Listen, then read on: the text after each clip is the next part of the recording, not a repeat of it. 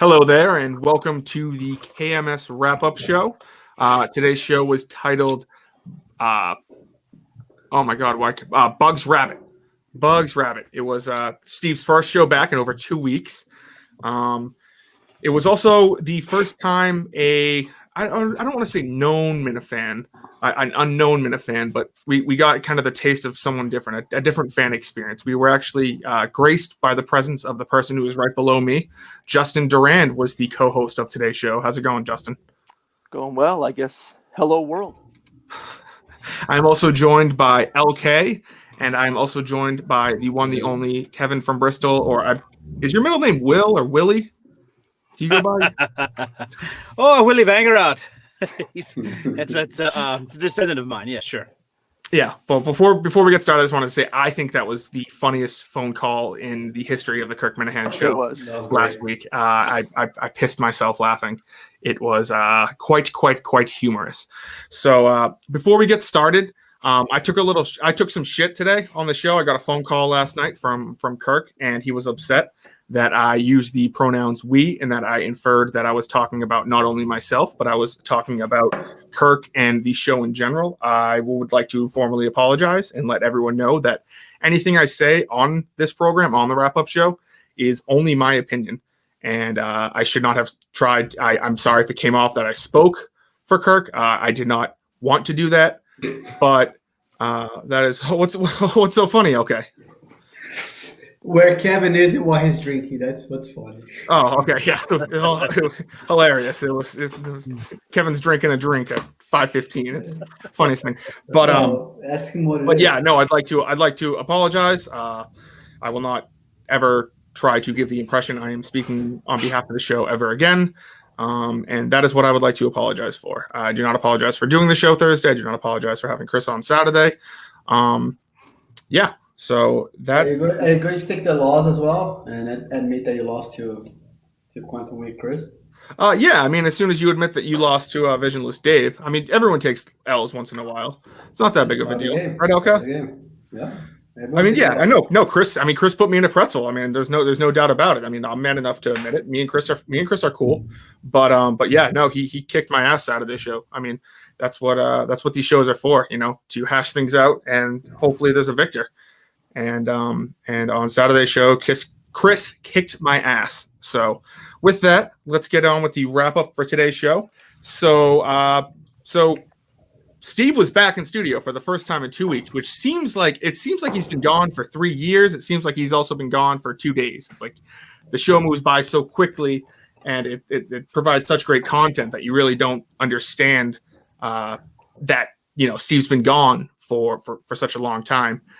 But what were your guys' reaction to Steve coming back? You think they were going to dive more? Because I know when he's come back in the past, they've kind of done a deeper dive into what he was going through. I know he was going through things with his grandfather and then the COVID thing. But what was your guys' reaction? Okay, first off, go ahead. I'm sorry. Okay, go ahead.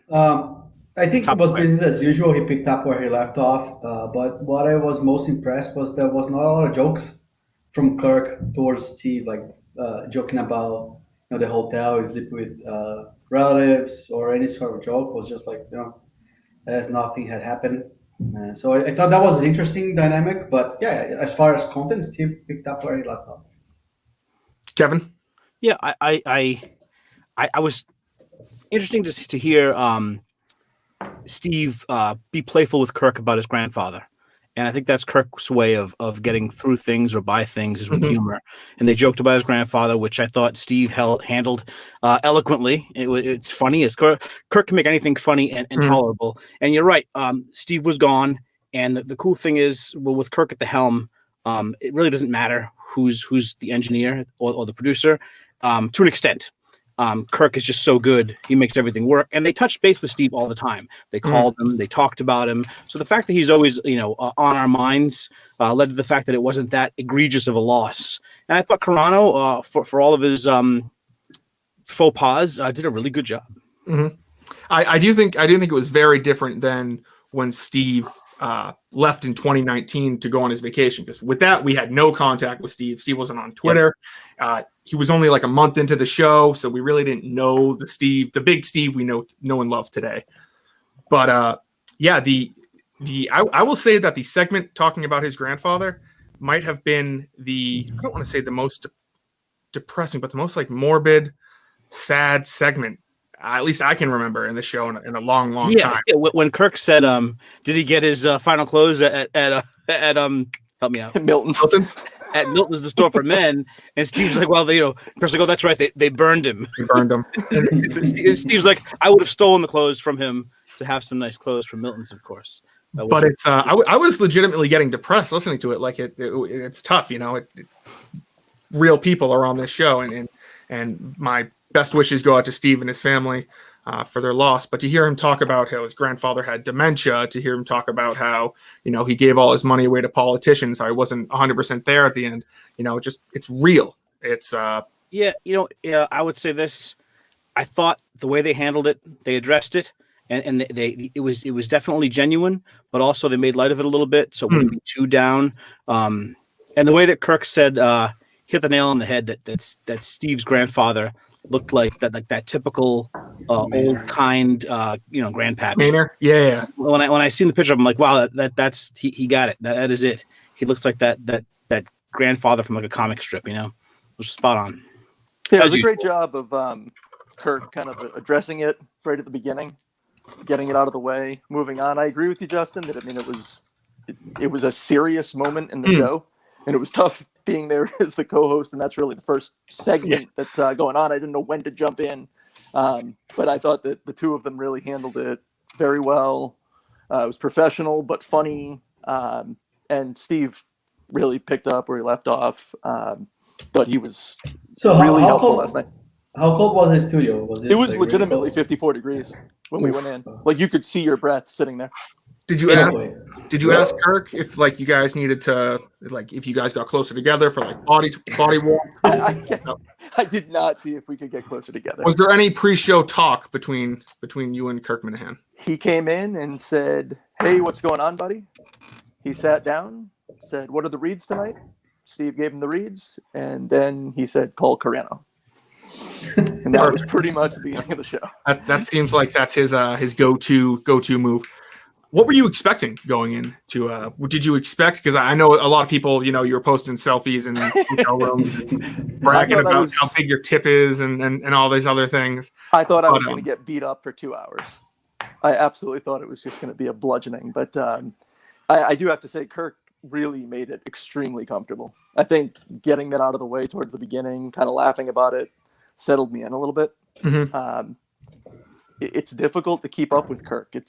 He's very good at what he does.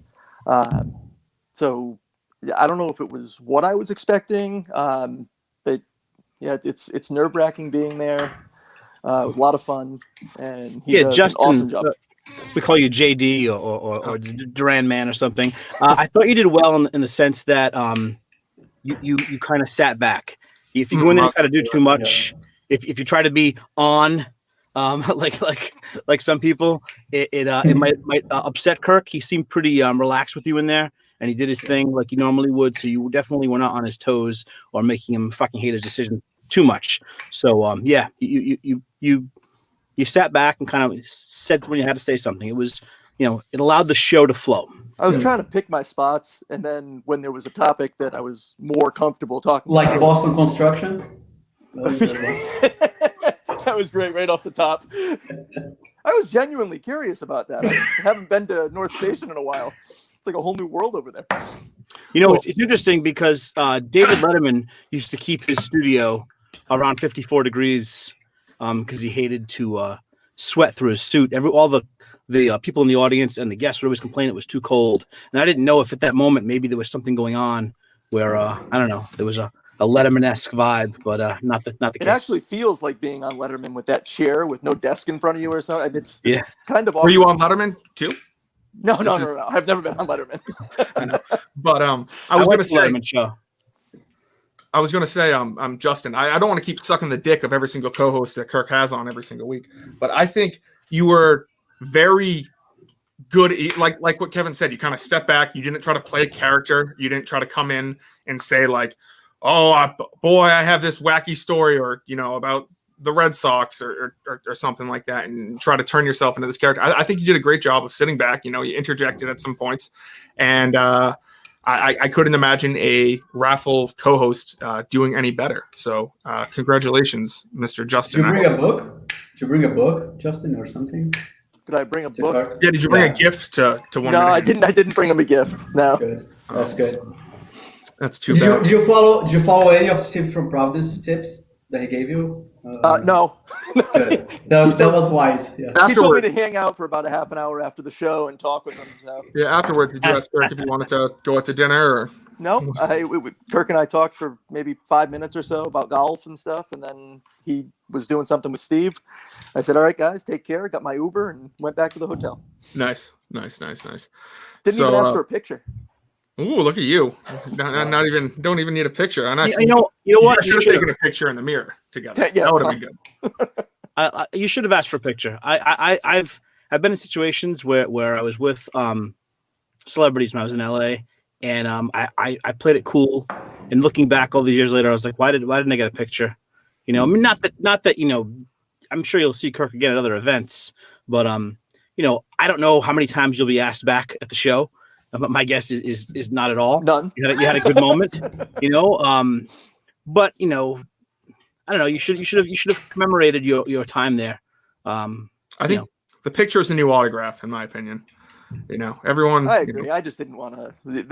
Steve were talking, and I just wanted to leave him alone and get out of there. I agree with you, though, Kevin. I would have loved the picture. Anything else you guys want to say about Justin being the co-host, is kicking off the new week? I'm glad he didn't kill Kirk, so that was a positive. Yeah, that's also good. Have we located Steve, by the way? Kirk said he was missing. I have no idea. I'm about to go. I think I saw him like 2 miles from me. I'm going to go drive around and look for him. Carano and Penis Head are out looking for him now. So good, fantastic. But no. With anything else, I thought it was interesting, this OMF story. The most interesting thing that has happened on WEEI since Kirk left. And they are trying to bury it like no one's business. They just do not know how to run a radio station. Can you imagine this going on when Kirk was at WEEI and no one else talking about it? The Dale Show not talking about it. The Morning Show not talking about it. It's unreal. Trying to bury it. Even though I don't listen, if I were to listen, I would want to listen to hear them them fight with Craig Carton on this shit. They finally have good content. They finally have something that's like, oh, wow. When I heard Kirk play it, I was like, wow, that could go somewhere. Exactly. Start a fire between these two people, and they drop it. Like, just shows the horrible instincts. If but you know Kirk what it is, on though, Kevin? EI, he would be throwing spears at that guy. You reap what you sow. They Exactly. wanted them gone, and this is what they got. And now when somebody gets into a fight, there's nobody there to back them up. You have a pussy that's worried about if Boomer or Esiason will join the show or not. Yeah, which is insane, because what would have happened if Kirk was there is, even if they would have had the fight, OMF would have had the fight with Craig Carton, and then Kirk would have went off the next day, and then it would have been Kirk and OMF versus Craig Carton. And then it would have been the entire station versus Craig Carton. But now it's like we don't want to. I mean, Craig Carton's a legend, or I don't even know who the fuck the guy is. Apparently, he stole a bunch of money from something. But I mean, to get upset over a question like, did you have conjugal sex in prison, is like so ridiculous. He was scamming like clients out of money at WFAN. And to get so upset over that, I just think it just shows that if anything were to save WEEI, it would be something like this. But they're not allowing themselves to be saved. Whoever the program Zarbano or whatever fuckhead is currently running over there, they really have no idea. And I think it was just interesting just to see Kirk just react to that and be like, man, things have changed in the past couple of years. It just sucks. It's like and the guy was a schlock jock. He wasn't like anything serious. He was, what he was is what Christian was playing ball with, trying to, make light of it, not take it too seriously. And the guy got fucking offended with such a fucking pussy cock. Oh my God. What the fuck? That reaction was unreal. And Christian handled it pretty well. I mean, if it was Kirk, he would have snapped on the guy, and rightfully so.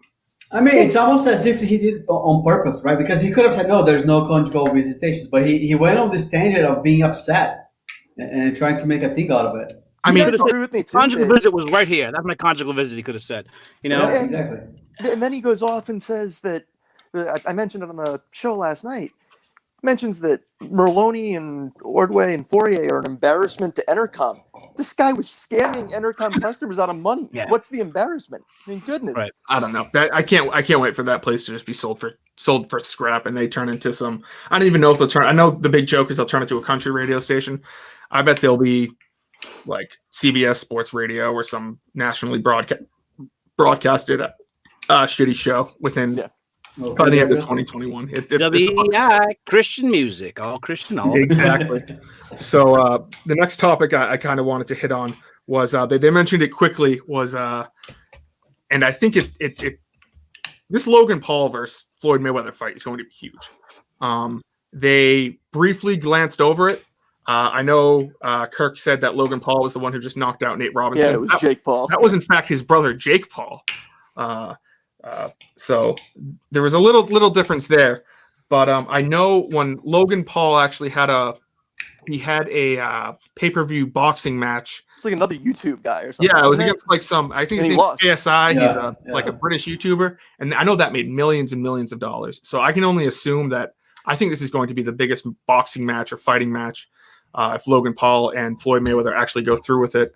Yeah, I think. Logan's gonna get destroyed, right? Yes. Well, I have We no all- idea we all- about that, but I just think it's going to turn into a huge. I think Barstool is going to do a whole bunch with it. I think they're going to probably not necessarily like be connected, but I could see them doing like a Rough and Rowdy like the day before or something of that sort.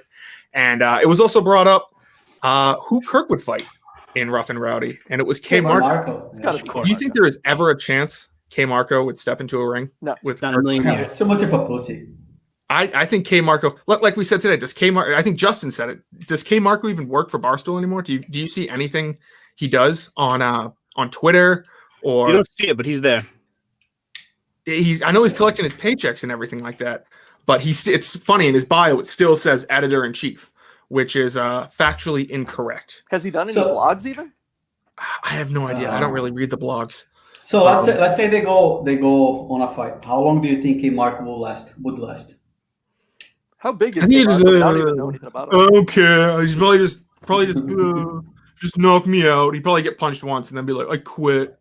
I would say it two. would- I would It say would 2 depend minutes. if Kirk was in a rage and really infuriated and went on one of his like Weapon X psycho moments, he would eviscerate the guy in 15 seconds. You know, Kirk's entrance would be epic too. I mean, it would be like the Yeah. Macho Man Randy Savage going down to the ring. Oh, he would do Rocky, red, white, and blue trunks, living in America. He would Rocky it up really hard.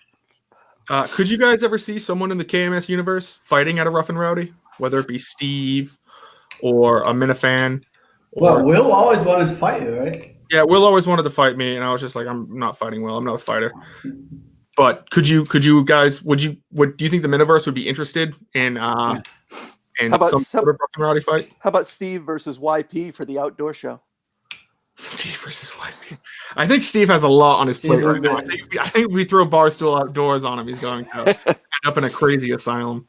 But if there was one of ours fighting, the Minifan war would be behind it 1,000%. It would be the it would be the nonstop talk until it happened. I agree. I think I'm not entirely sure when the last Rough and Rowdy was. I know they kind of put a stop to it because of COVID and shit like that. But it was I think brought it up. was one a month or two ago, actually. Oh, there was. They did one with no fans, obviously. Oh, okay. I know there was one in Providence. I think, there was one last November, and that was the one in Providence. I want to say it was in West Virginia or something like that recently. Yeah.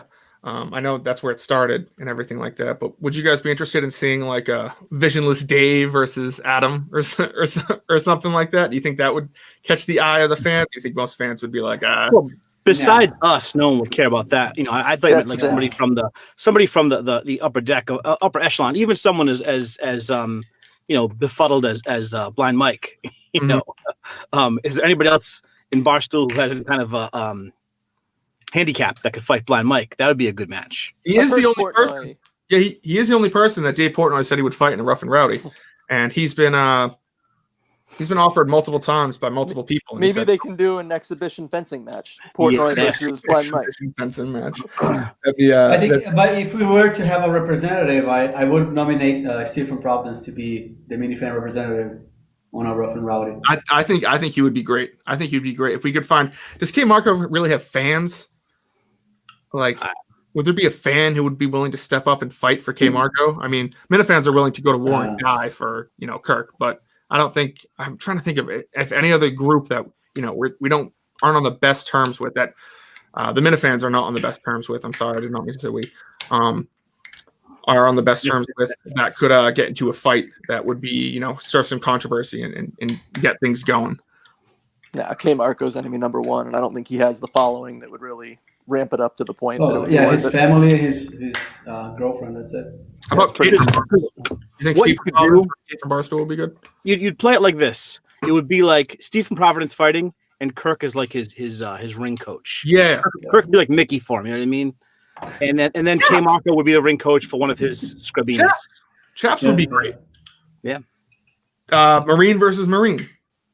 Steve from Providence versus Chaps. Steve from Providence versus Chaps. Let's get that going. Let's try to try to get a Minifan in Rough and Rowdy.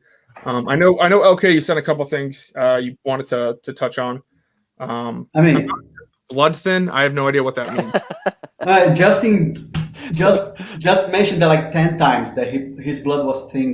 That's why he was called. You've got family in Florida. You've never heard that? I was like, no, I heard this term, but you mentioned like 10 times during the show. Like I was gonna joke and ask, is your blood really thin? Because you didn't stop mentioning it. That's weird because I went to the doctor the other day and they actually said I have very thick blood. They said it actually has trouble going places. You're gonna that's you're gonna gravy. die of blood clots. You have too much gravy in your system. I think I think some people just have thin blood. I think there's nothing. It had just you're just born with it. You must. No, it's just that's a saying. I was from Rhode Island.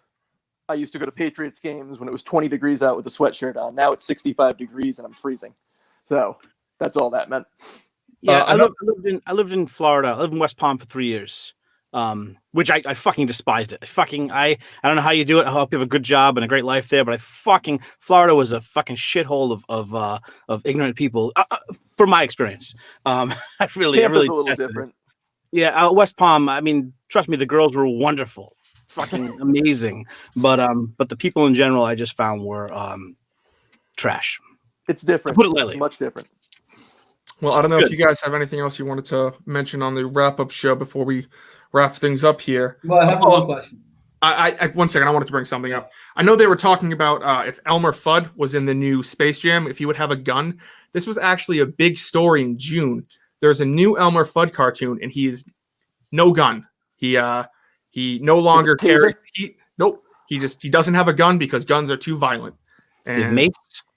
And so he runs around and he tries to catch Bugs Bunny with his hands because him running around with a gun was too violent, and Looney Tunes did not want to support the NRA and everything like that. This is an actual story. If you look up Elmer Fudd gun, yes. So the chances of Elmer Fudd having a gun in any sort of movie in the future is zero. Wussification of America. Exactly. Okay, you said you had a question before we wrap things up. Yeah, Kirk touched on his secret project, and yes. Him and Steve talked about how far in advance they should advertise the podcast. Kirk wants some advertisement. Steve wants zero advertisement. So, what do you think should be the? I think it depends on what it is. Like, if we knew what it was, it would make it easier to make that determination. Steve was pretty adamant that it, like the day before, with no leaks coming out. Don't you think every Minifan is so fucking anxious to find out what this is? The second it drops, we're going to fucking devour it. I mean, they're playing it really, really smart. I want to know what it is, but I love the fact that there's fucking zero info coming out. Well, every Minifan is going to listen to it, and they'll probably pick up people from Barstool. So but they may not be the target audience, right? So maybe it is. Well, that's the thing. I think the no promotion is the best promotion for Minifans. I don't know if it's the best promotion for other people of Barstool. Right. So I'm sure like a week before, the way RSS feeds work and stuff like that, you normally have to drop a preview in order to get like it up and running. So And I know hear this about is something they're working on with Barstool pretty closely too. So I'm sure, and I mean, they have to get advertisers out there, and one of the dumbass salespeople is going to let something slip about something. So I could see them like a week before them being like, it's coming out. Here's what it is. I'm sure they're going to talk. I'm sure they're going to mention it on the show, on the Kirk Minahan show, before it actually drops. But I'd be interested to see the actual show and what it's about. I know they said Q2 of 2021. So looking around, I can't wait. April around then. But anything else, boys? Before we let me say this. You mentioned my phone call, and I appreciate that. I appreciate I appreciate everybody's response. It's been great. When Kirk was on EEI, we had all these characters I'd call into Kirk and Jerry and even John, and every one of them just got fucking dissected and cut up, and it was really difficult to get even innuendo across on EEI. So to have a character and play along with Kirk and with Steve and with Tim and have no fucking no barriers or boundaries. Liberating. This is the whole precipice of the Kirk Minahan show.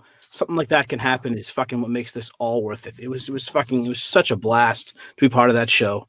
Might have been the best moment of the new KMS show, Kevin.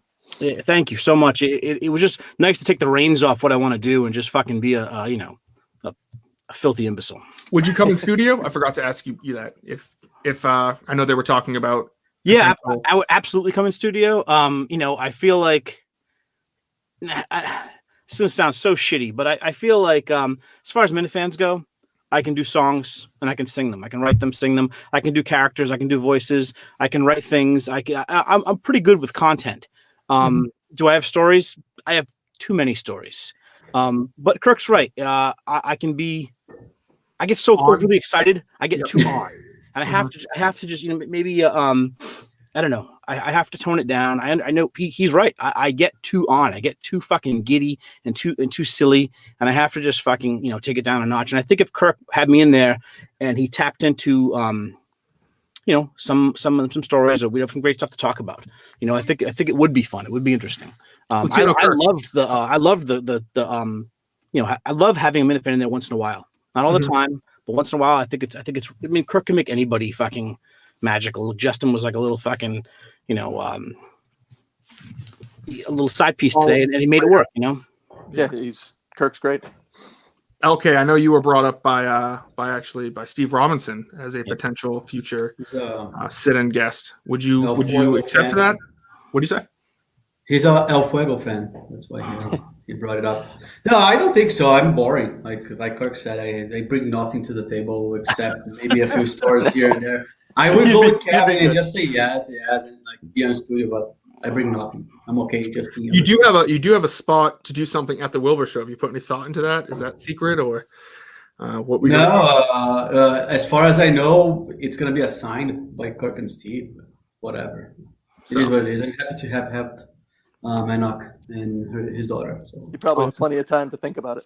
Well, thank you everyone for sticking around for the KMS wrap up for Bugs Rabbit. Absolutely. There is a podcast RSS feed. If you look up Kirk Minahan, it's called Kirk Minahan Wrap Up Show. Oh, I know what I wanted to say at the end. I'm working on a year in review that is going to be. I'm going to do like 1 to 2 hours for every month, and it's going to drop on YouTube every single day during the break from when they're off. So that's something exciting. I'm working on. Ambitious. Yes, very exciting, very exciting. So I will talk to you guys tomorrow on the KMS Wrap Up Show, and I will see you then. Take care, guys. All right. Thank you.